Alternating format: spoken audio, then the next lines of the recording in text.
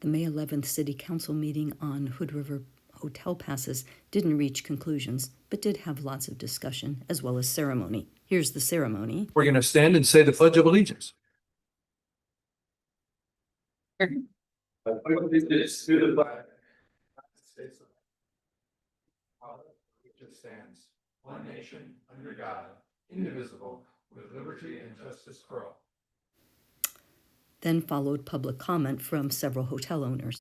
I am Bradford Perone. I own the First National Bank building, the Heilbronner building from Oak on 3rd Street down to Cascade.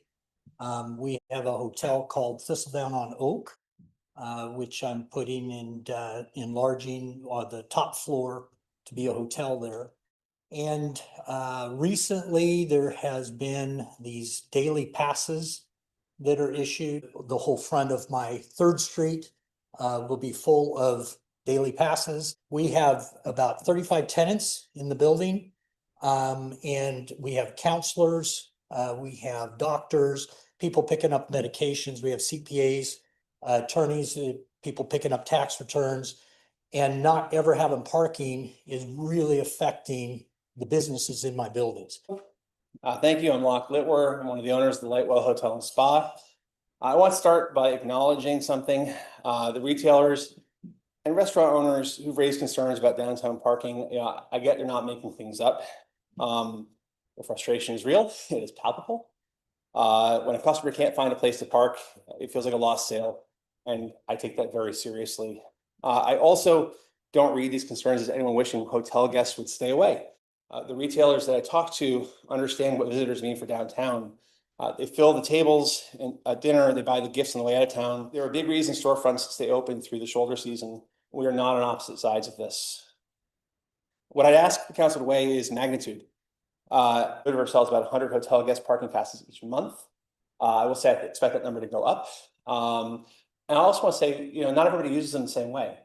We sold 25 of them today to Forest Service folks who were there for a 3-hour conference. And we asked, why didn't you pay the meters? Because by buying this piece of paper, it goes in the invoice and I can reimburse it. And it's easier that way. So we're going to sell a lot of these things. They're not going to be all day users all of the time. In fact, a lot of folks are going to go on adventures during the day, go up to the mountain, go to the waterfront, right? So there's dynamism there that's not apparent. The city's own 2019 study was really clear on what's actually driving congestion in the core. And it wasn't visitors.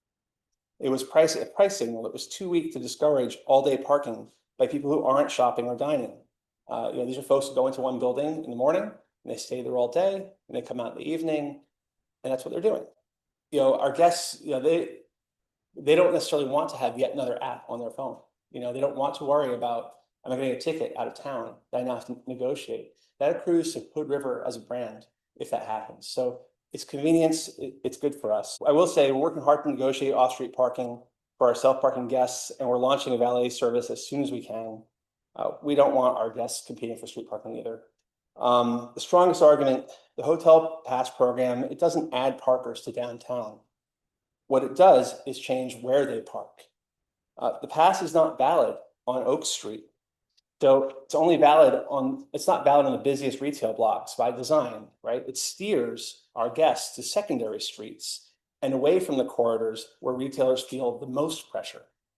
If you take the pass away, and those guests aren't going to disappear, they're not going to go away. They're going to pay through the app and look for parking at any open spot, including the ones on Oak Street. So I just ask you, please, don't eliminate or weaken the program. Just stay with the program that's working. Hotel parking pass program. Thank you, Mayor. The parking pass for hotels has existed for a long time, at least since 2014, probably before that. And I think that pass has kind of evolved over the years. At one time, it was a very limited kind of early morning pass for folks who were so they didn't have to jump out of bed and before the checkout time of their hotel. Other times it has been an all-day pass.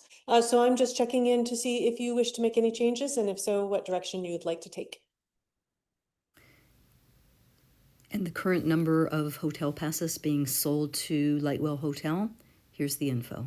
We have been selling them in blocks of 100. And Lightwell has been buying them twice a month. So we're currently selling 200 a month to Lightwell. Locke Litwer came back to explain to the council how users use those passes. To your question, there's really three kinds of users that we see. And we don't have a huge data set, only been open since November, right? But we see, probably 40% or so of our guests who come and they buy the pass, and probably 3/4 of the paid parking day they're in town, right? Maybe 30-40% of the guests, right? The next percentage of guests use it as an in and out privileged parking, where they know they're going to go down to the river, they know they're going to the mountain, they know they're going to go wherever an adventure. They don't have to worry about getting up in the morning. They don't want to download another app for parking in yet another city. They don't have to worry about getting a ticket, right? And so for them, it's the easy button to just, hey, I get to parking downtown as long as I'm not on Oak Street. And so those folks, it's a convenience pass, and it keeps them off Oak Street. The third is the folks I kind of alluded to, who, like the Forest Service folks today, we sold them 25 parking passes, all-day parking passes for a 3-hour conference, because it allows them to get reimbursed for it more easily. And that's really common with our business travelers. The folks who just want to see it on the folio for the whole stay. Hey, they had parking for the whole week. Public gets paid for it. They're not paying for it. The company is. It's also an easy button, and it serves a very different function. Does that answer the question? Gladys. I'm only putting in a portion of some of the discussion. A lot of things were repeated. A lot of questions were asked. You can watch them all on the city's website or YouTube channel if you like. We've talked about zones before. And the feedback from the city is always like, it's really hard to do zones. It's going to cost a lot of money, a lot of enforcement, et cetera. I'd like to know a little bit more about zones, because Pasquale Barone had mentioned people parking all day throughout the city, but also referred to issues brought up by the parking study of 2019. The one lever that the city has is the fee that it charges. By all accounts, and again, going back to parking studies, the fee has been too small, and therefore people abuse it by parking too long. The parking study also mentions that the currently free parking spaces on Industrial and 7 should be metered. I ask you that you look at your parking study and pay attention to it and perhaps follow it. Thank you. we do have some areas that are not metered yet, that could be metered. So I think that's something that should be considered as well. I do think the parking is pretty cheap. If somebody is going to park all day and, it's no big deal for them to just put 3 hours in and then add in addition to that, I think we should be looking at that as well. I don't think it's fair if someone's going to go buy a coffee or, want to walk around downtown all day, that they should, just be able to easily do that. There should be some cost associated with that. That being said, if we did that, there's not a whole lot of parking options outside of that. The lots are full. And I would say we need to start looking at the parking garage again. In fact, I'd like to look at the parking garage as maybe an option that we could use affordable housing dollars to build affordable housing on top of a parking garage, and et cetera. Right? That, I've heard from a lot of businesses that are quite upset that they don't have parking. I take these comments and try to weigh the emotion to it. Like, I hear from people that say parking is terrible. I've never found a parking spot downtown. Not true, right? There are people that kind of miss the old way Hood River was, and why can't I park exactly where I want to park, right in front of that building?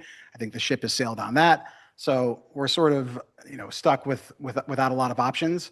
I think taking away the parking permit from the hotels is problematic, because where are those people going to park, right? So I think we should look for a more equitable solution, similar to the parklets.